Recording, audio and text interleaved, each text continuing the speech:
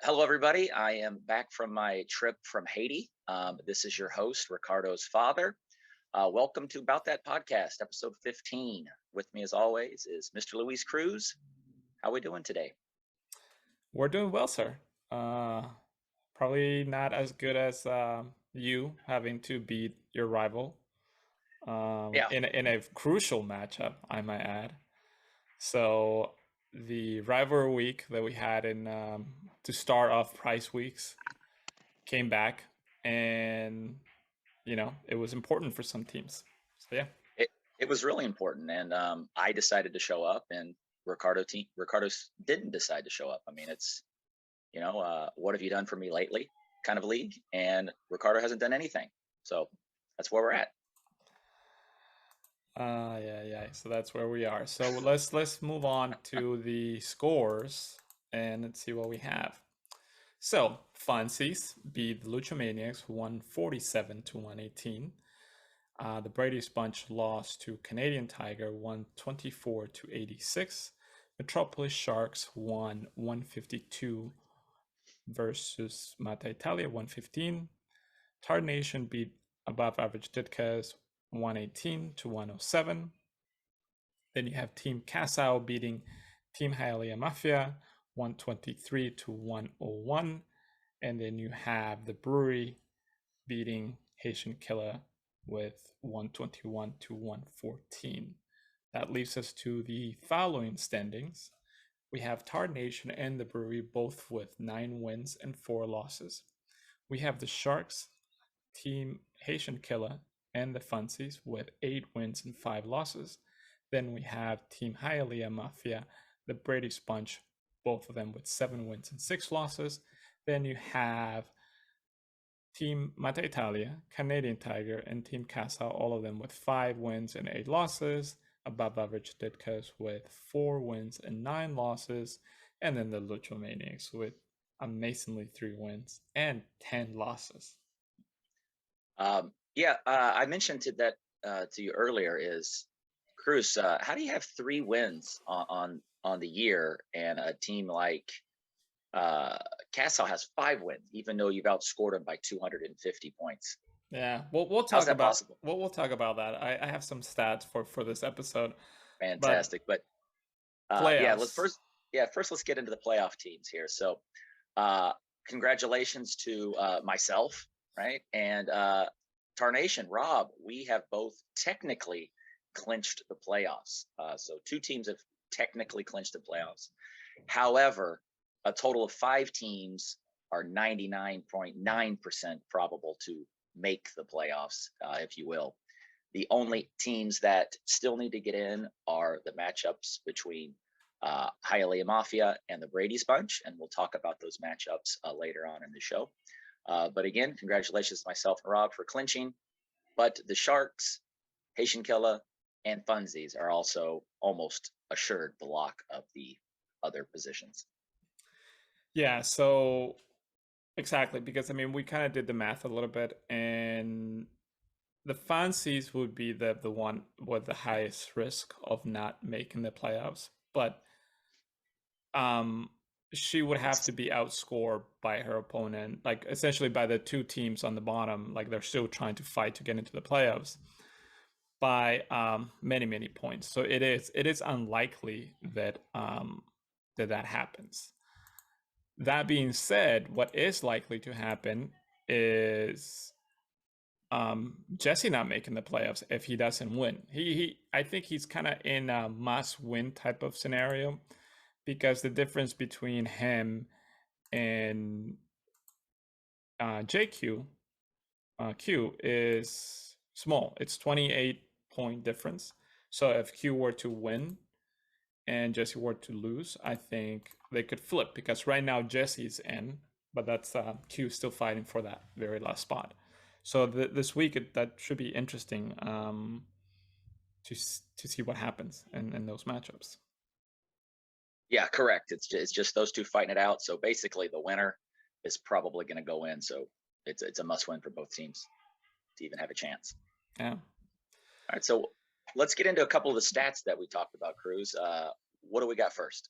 yeah. So as you guys know, two things I think are true. One is that I suck at fantasy football, Yes. and Check. then the other one is that I'm nerdy and I like sort of reviewing all these things.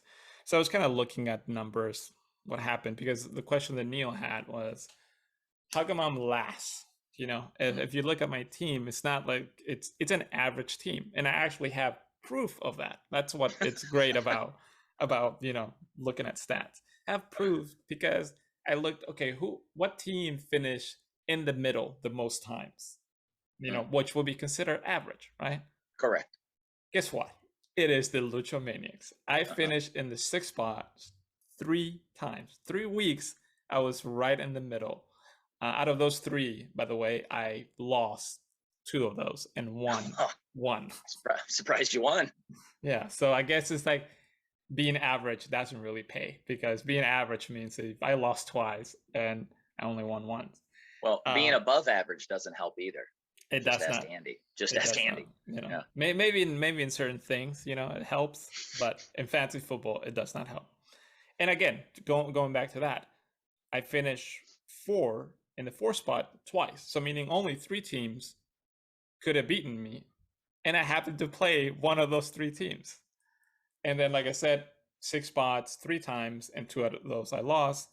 And then I also lost once when I was in the seventh spot. So that is the reason. I want to say that's the reason. It's not that I'm bad at fantasy football. It's that I'm lucky with my matchups.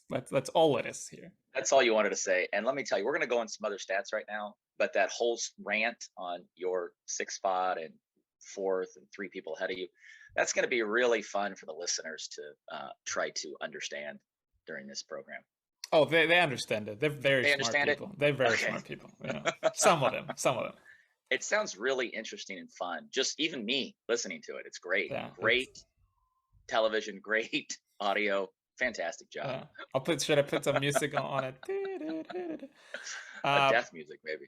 But here's some other stats. So highest scores of the season so far.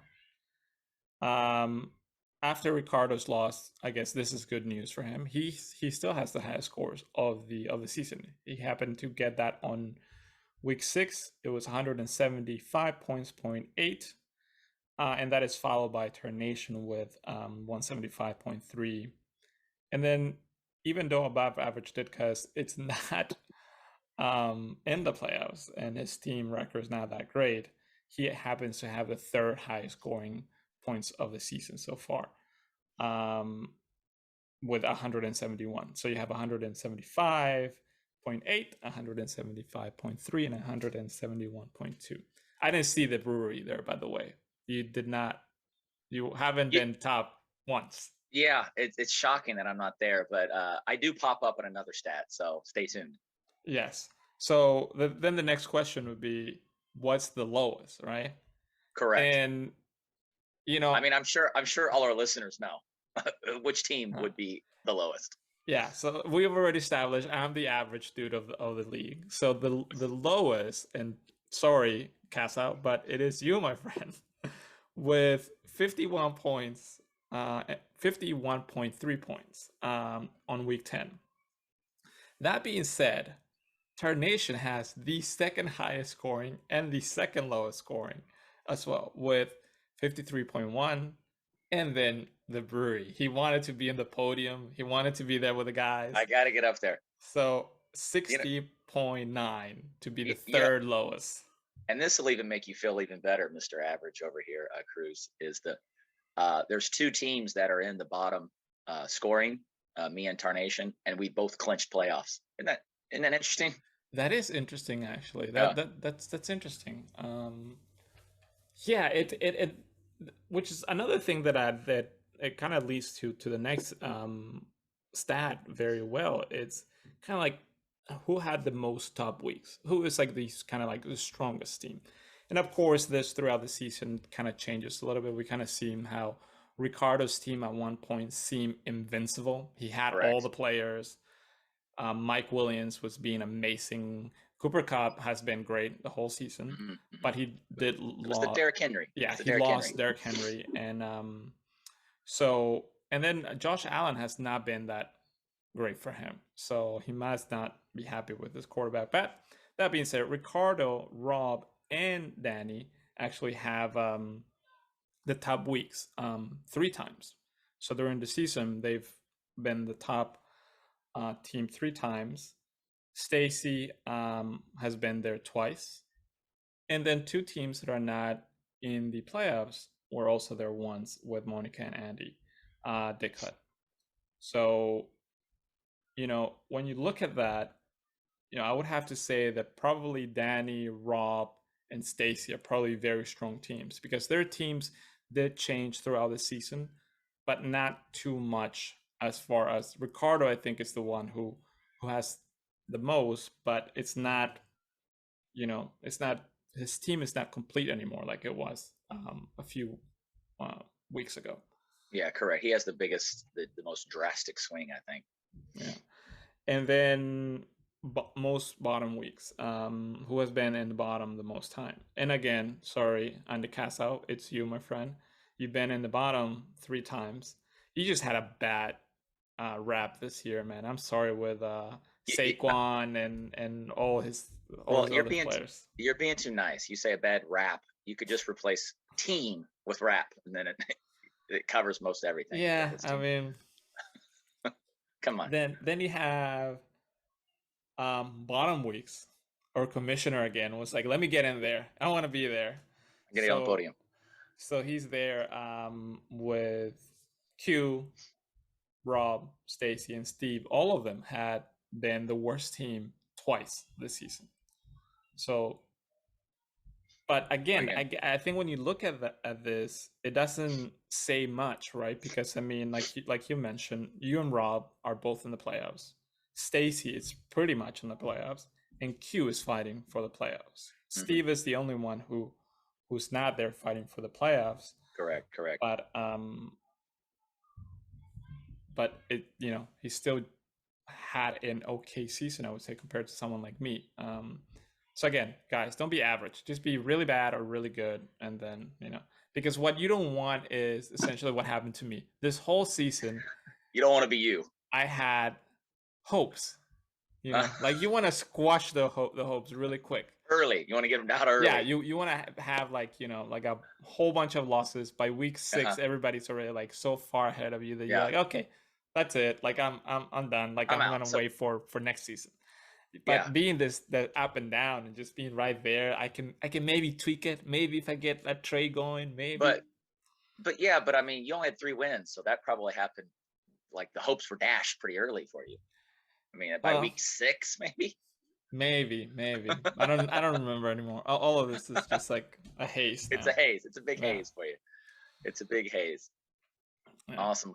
I also want to say it's nice to be back in the playoffs for me. I took a year off after being in the playoffs for 7 straight years, so it is nice to be back in the playoffs. So shout out to your boy. Okay, that's me. Okay. Oh my God! So this episode is about me being average and you beating your own drums. That's right. Again, this is gonna be amazing for our listeners. Yeah. So let's move on. So what's happening next week? Next week we do have another prize week, and this one is it's simple. Again, it's the winner of the highest scoring game. So, Commissioner, you understand that, right? Like sure. Like it's not the highest point getter. So for instance, if somebody scores 150 and that's the most points for the week, but they play a team that only scores 50, you combine those, that's only 200 points. However, if Cruz scores 100, if Cruz scores 125 and his opponent scores 100, that would be 225. That's the total amount of points. Cruz would win the prize week because he won the total points of the game. I don't think I explained that at all properly, but in my mind it was good. No, it works. It works out. All I can think of while you were explaining that is the you point that 125. Yeah, that's one thing, and then the other thing that Monica said, like, I'm out. How many hundreds of dollars by this point? Like, if I win one prize week, I'm I'm $20. Yeah. Just I'm gonna chip away at I think of what. So we've been doing this 10 years, right? You're five hundo in. Kind of. Kind of. We haven't always had the this amount of money in the league. I think like the first couple of seasons we didn't have it like this much. But True. anyways, Yeah. like it's over 400. Let's just put it that way. So Yeah. Yeah. um Yeah. so You're hopefully in I'll there. win prize week so I can get Hey, $20 back. that's another reason these prize weeks are great, right? Keep those hopes up. Yeah. And so that's for prize week, and then we'll talk about as well the playoff spots. Like we mentioned, we have Hialeah Mafia versus Mata Italia, and then Brady's Bunch versus Haitian Killer. So what do you think there, Commissioner? I mean, obviously, Monica's out, so it really doesn't matter to her. She's kind of playing spoiler. I like the game between Brady's Bunch and Haitian Killer. One is Brady Bunch has to win, kind of, to get in.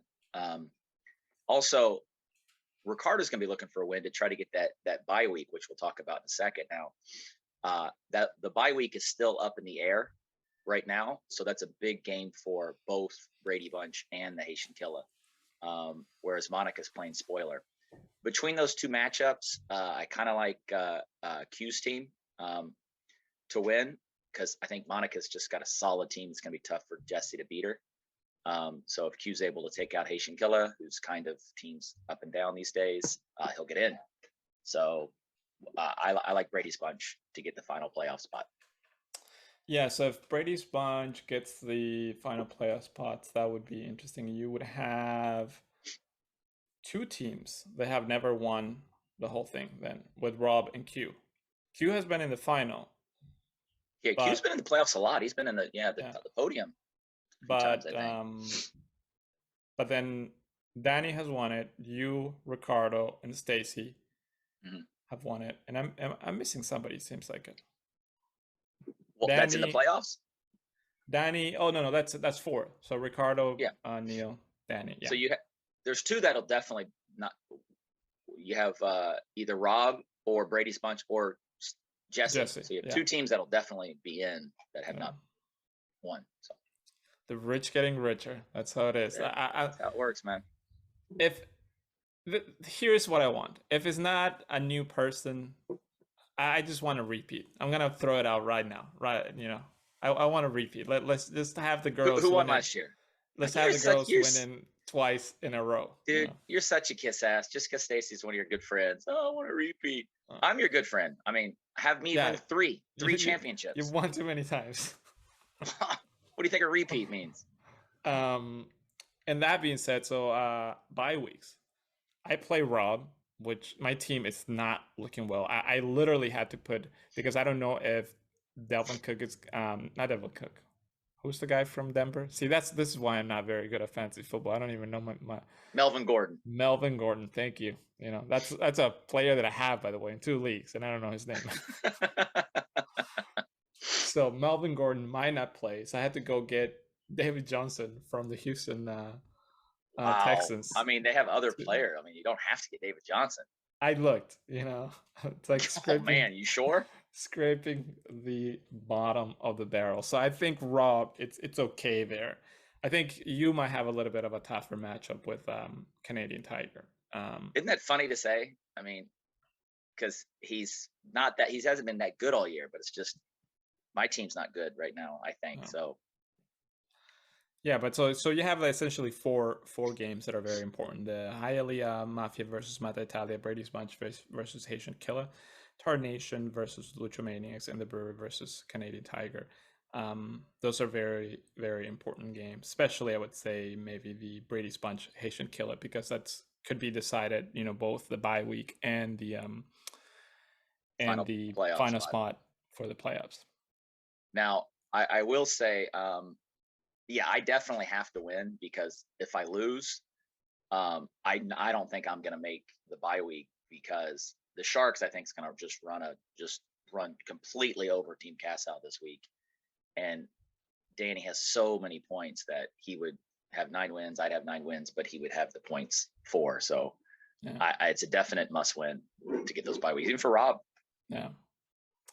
So exactly. So that's everything so far. We have one more week of regular fantasy football, and then we will get into the playoffs, which again, 6 teams make it to the top two go on bye week, so they get a little bit of a rest. Not have to worry about sweating it out for that week. So All right. we're close to the end, guys. You know, we're close to Well, the no, end. no, no. It's just starting, Cruz. Close to your end.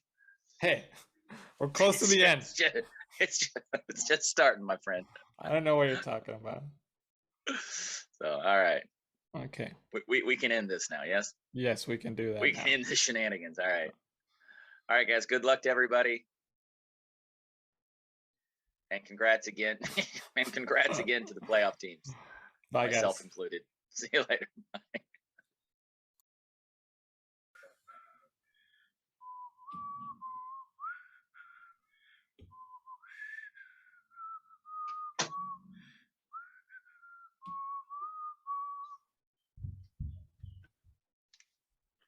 All right, Hobo Joe. Okay.